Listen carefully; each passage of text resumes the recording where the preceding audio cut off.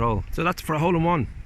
You're going to get that, aren't you? Yeah, no, I'm the only one that can't. Yeah. Second year, I know that it's something that obviously you feel strongly about, Crumlin Children's Hospital.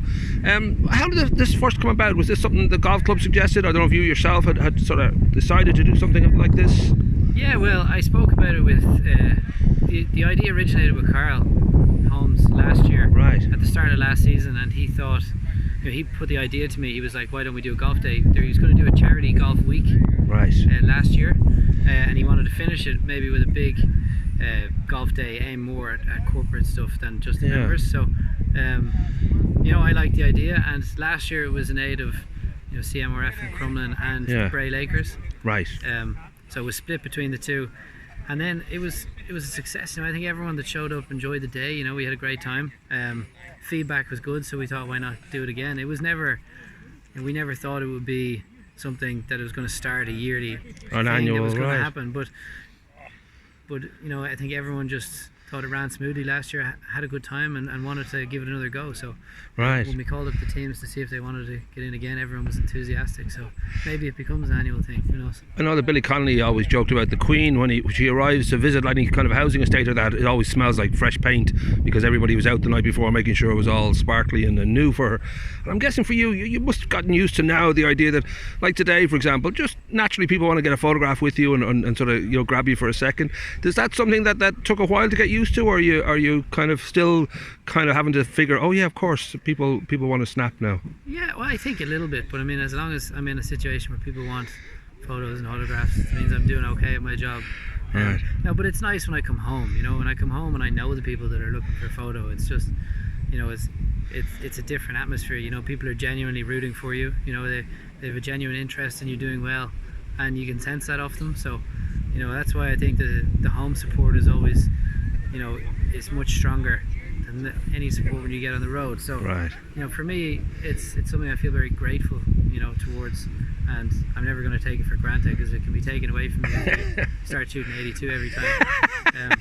But I know the most important thing I can do, outside of that is try and play my best and keep doing well, because, when I do well, the people that support me have a good time off the back of it. So that's the idea. Well, I know it was 2015. I think you turned pro. In 2017, you made quite the mark with and really then in 2018, obviously with the British Masters.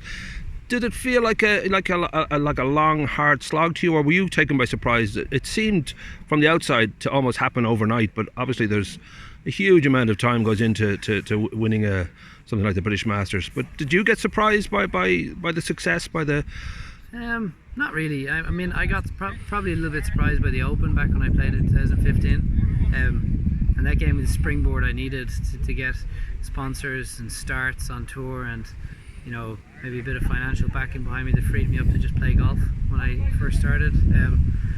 And then I kind of took the confidence I had from that and kept running with it, and I got my tour card. It was tough work. I mean, I got through a 6-way playoff for 2 spots in the second stage of Q School, so if I didn't get through that, who knows where I'd be now. But it's those kind of little breaks that you need, and to take advantage of them, and I did. And I mean, it was building towards a win. I'd had chances before, and I've had chances since, but I backed my game. I think I have the right work ethic, and I have the right team around me that golf's that game. You don't play well all the time, but I do have the faith that when I do play well, I can win tournaments. So as long as I can keep having that belief, hopefully I'll have a long career. Well, I know you're in demand, so just 2 quick short questions. You've had a lot of titles, the Irish Golfer of the Year, obviously the British Masters. I guess the biggest one though is the Civic Reception in Greystones Golf Club. That was the crowning glory. they're always a quiet bunch in Greystones. Yeah, there's always one, and it's always him. It's always Keown. But I don't know if when it comes to awards and all that, you're still a little bit gobsmacked, or whether it's just obviously what you're aiming for when it comes to the games themselves. Yeah, I think that's one of those things. I've always wanted to excel in golf. It's been my passion. I do what I love. I don't feel like it's hard work, because it's what I like to do. And you get awards in golf, and they're great, but then you get a Civic Reception, and it kind of goes beyond that. Right. So it's a little bit different when you get recognition, kind of in the general society. So it feels a little bit surreal, but I'm very grateful for it. We should say young Larry proved that anything can happen in this game, and who knows who's going to win at the end of the day. His song of choice is Fields of Athenry. If you had to get up on a table and celebrate, have you a particular song you're good at singing or you'd like to try and sing? No, definitely not.